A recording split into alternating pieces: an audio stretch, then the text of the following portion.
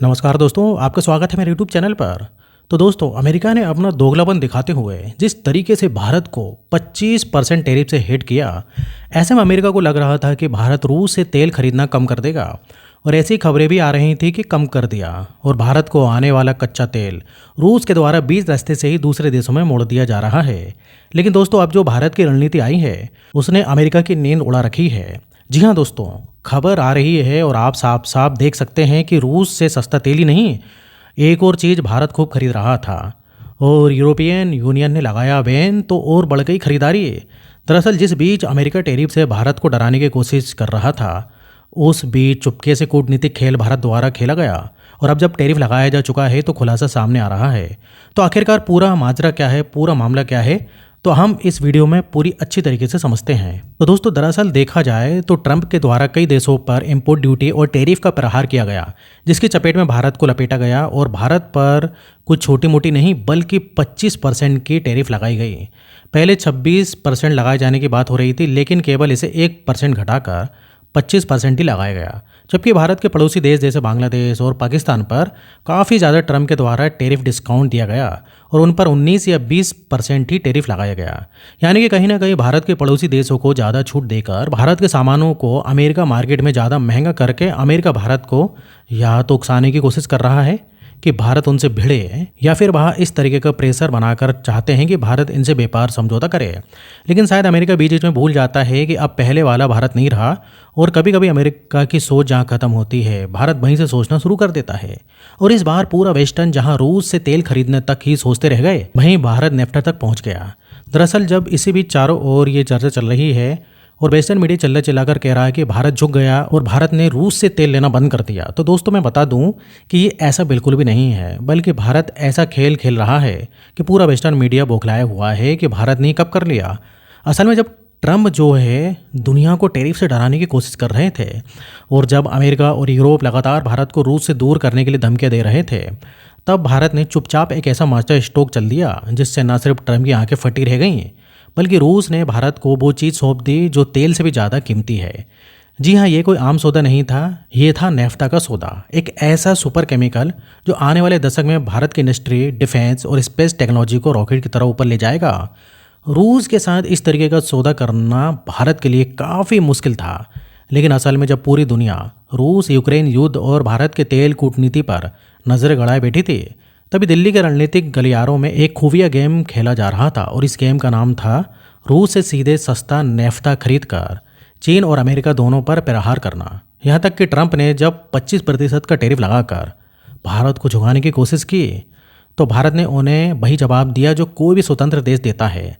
वो जवाब साफ है कि ना झुकेंगे और ना रुकेंगे। और तो और भारत ने ना केवल इन धमकियों को हवा में उड़ा दिया, बल्कि रूस से ऐसा सौदा किया जिसकी खबर ना चीन के जासूसों को लगी ना अमेरिका की सैटेलाइटों को। देखिए, सौदा रूस और भारत के बीच में हुआ है, लेकिन जिस प्रोडक्ट का सौदा हुआ है उसका नाम है नेफ्ता। सुनने में कुछ छोटी मोटी चीज़ लगती होगी आपको, लेकिन इसकी भाई वैल्यू इतनी ज़्यादा है कि आप अपने आप में ना जाने कितनी ताकतों को समेटे हुए हैं, क्योंकि ये पेट्रोकेमिकल इंडस्ट्री की बैकबोन है और इसी से बनते हैं ओलोफिक्स और एरोमेटिक्स, जो आगे चलकर प्लास्टिक, रीजन फाइबर और हजारों केमिकल्स का बेस बनते हैं।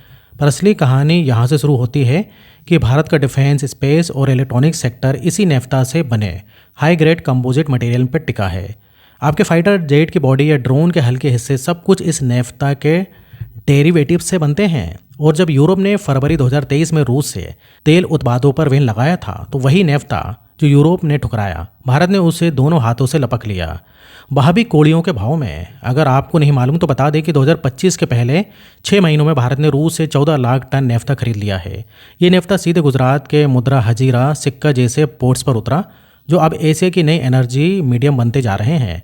पहले ये माल यूएई से आता था, अब रूस से सीधा, सस्ता और तेज़ी से आ रहा है। इससे भारत ने न केवल अरबों रुपए बचाए, बल्कि एक ऐसा एनर्जी स्टॉक तैयार किया जो भविष्य के हर संकट में काम आने वाला है। और इससे सबसे बड़ा प्रहार हो रहा है चीन को, चीन की मोनोपोली पर, जिसने अब तक केमिकल इंडस्ट्री में कच्चे माल के दम पर दुनिया को गुलाम बना रखा था। दरअसल जब यूरोप ने रूस से आयात पर पाबंदी लगाई और अमेरिका ने भारत पर 25% टैरिफ की धमकी दी, तब किसी को अंदाजा नहीं था कि भारत एक साथ 3 निशाने साधने वाला है। पहला ये कि अपनी इंडस्ट्री को कच्चा माल देना और दूसरा चीन की मोनोपोली तोड़ना। साथ ही तीसरा अमेरिका को उसकी औकात दिखाना।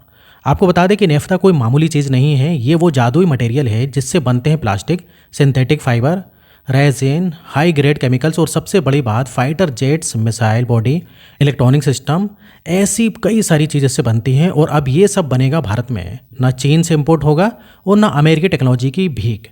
अब सोचिए जब यही एडवांस केमिकल भारत में बनने लगेंगे तो ना केवल सिर्फ भारत की डिफेंस सिस्टम में क्रांति आएगी, बल्कि मेक इन इंडिया को भी मिलेगा एक ऐसा फ्यूल जो कि चीन को जड़ से हिलाने वाला झटका। दरअसल चीन करता क्या है कि वो दुनिया से सस्ता कच्चा माल खरीदता है और फिर अपनी फैक्ट्रियों में प्रोसेस करता है और फिर पूरी दुनिया को बेचकर अरबों कमाता है। यही है उसकी रॉ मटेरियल मोनोपोली। और भारत ने सीधे रूस से नेफ्ता खरीद लिया और उसी मोनोपोली की जड़ में कुल्हाड़ी मार दी। अब भारत न केवल खुद उत्पादन करेगा बल्कि आने वाले समय में दूसरे देशों को भी सप्लाई करेगा, वो भी उन देशों को जो अमेरिका की सजा से डर कर रूस से माल नहीं खरीद सकते। यानी भारत अब सिर्फ ग्राहक नहीं बल्कि ग्लोबल इंटरमीडिएट बनने की ओर बढ़ रहा है।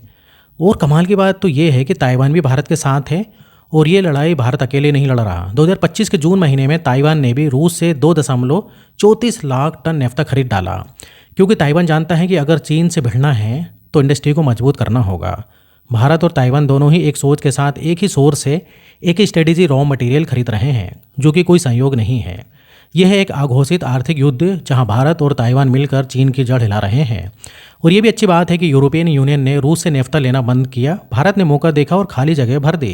अब भारत न केवल अपनी ज़रूरतें पूरी कर रहा है बल्कि खुद को एशिया का नया एनर्जी और केमिकल हब बना रहा है। और सबसे बड़ी बात कि कल जब भारत के बने कंपोजिट मटेरियल, फाइबर और एडवांस केमिकल दुनिया को सप्लाई होंगे तो भारत उन देशों की मदद करेगा जो अमेरिका के डर से रूस से सामान नहीं खरीद सकते। बाकी आपका रूस से नेफ्ता खरीद पर क्या सोचना है, अपनी राय कमेंट में ज़रूर बताना। और इस वीडियो को लाइक करना ना भूलना। और अगर आपने अभी तक चैनल को सब्सक्राइब नहीं किया है तो प्लीज़ सब्सक्राइब कर लें, क्योंकि इस टाइप से मैं डेली वीडियो बनाते रहता हूँ। तो दोस्तों फिर मिलेंगे नेक्स्ट इसी प्रकार की वीडियो के साथ। और यहाँ तक वीडियो देखने के लिए, साथ देने के लिए आपका बहुत बहुत धन्यवाद।